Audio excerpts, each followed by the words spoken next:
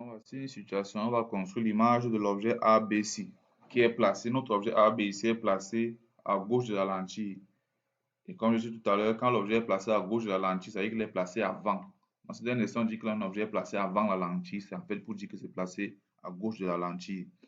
Dans notre objet AB ici, on va te donner la position, on va te donner sa taille, tu vas tracer. Est placé avant une lentille convergente qu'on a ici.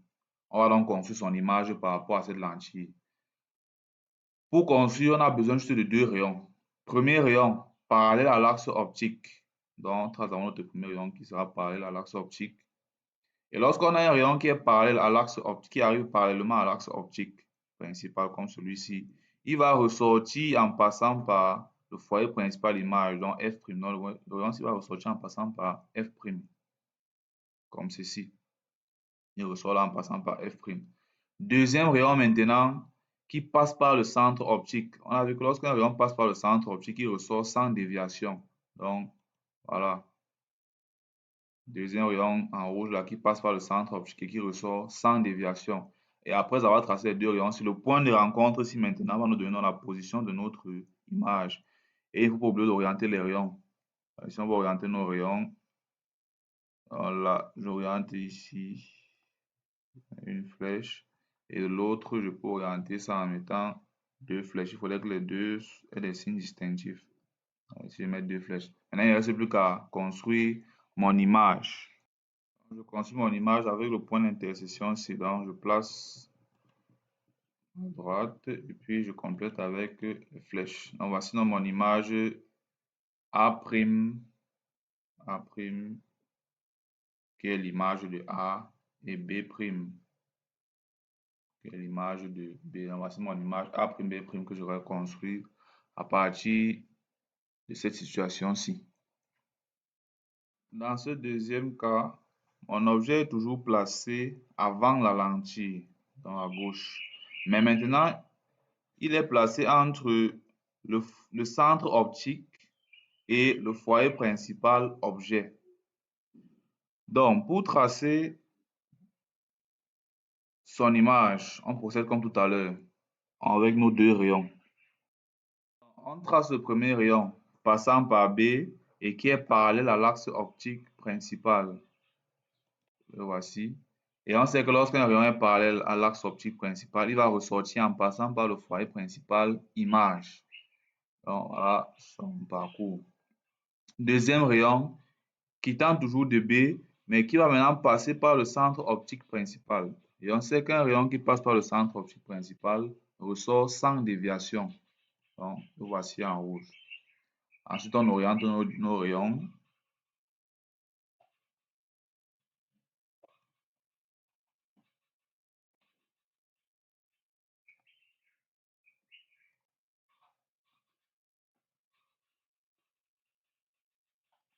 Après avoir orienté les rayons, on peut remarquer que plus les rayons s'y avancent, plus les rayons vont s'éloigner l'un par rapport à l'autre.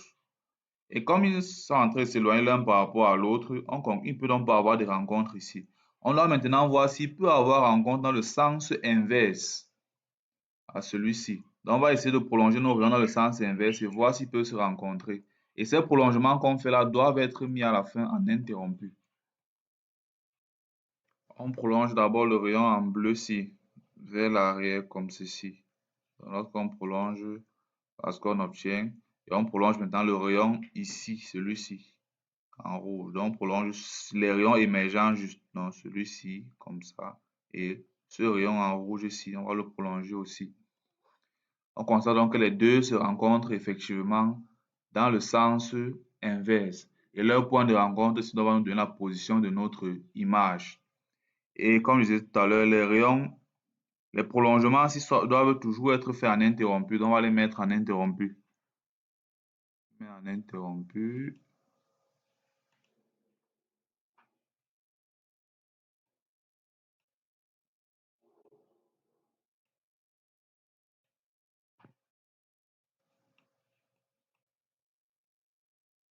Voilà. Après avoir mis dans les rayons là en interrompu, on va donc venir construire notre image à partir de ce point-ci. Et l'image ici est en train de se former où? avant la lentille. Et on a vu que lorsqu'une image se forme avant la lentille, l'image là sera virtuelle. Et on construit une image virtuelle toujours en interrompu. On construit donc notre image au niveau du point de rencontre d'abord. Ensuite, on met les flèches. Maintenant, c'est notre image ici, A', l'image de A et B', et l'image de B. Maintenant, on doit faire passer cette image en interrompu, vu qu'elle est virtuelle. Elle s'est formée avant la lentille. On met en interrompu.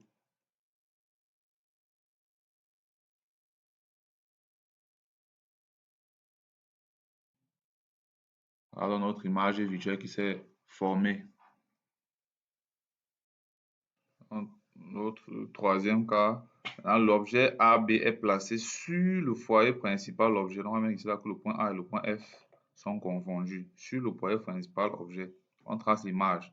Premier rayon passant par B parallèle à l'axe optique principal. Voilà. Il va émerger en passant par F'. Deuxième rayon passant toujours par B et par le centre optique qui va ressortir sans déviation. Voilà. On constate donc que les deux rayons ici sont parallèles, l'un par rapport à l'autre. Donc, ce qui signifie que même si on prolonge n'importe comment là, ça ne va pas se toucher. Quand c'est comme ça, on essaie de prolonger aussi en sens inverse. On ne sait jamais. Donc, quand on prolonge en sens inverse, premier rayon, deuxième rayon, on constate que même quand on prolonge en sens inverse, les deux rayons sont toujours parallèles. Bon, on met d'abord les prolongements là en interrompu.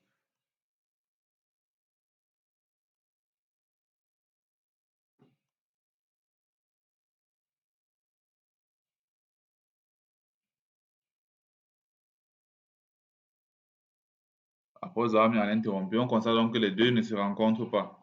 Et comme les deux ne se rencontrent pas, ça signifie qu'on aura obtenu ici une image A'B'. Donc là, c'est notre image A'B' qui sera donc à l'infini. On a une image à l'infini A'B'. Bon, on oriente nos rayons.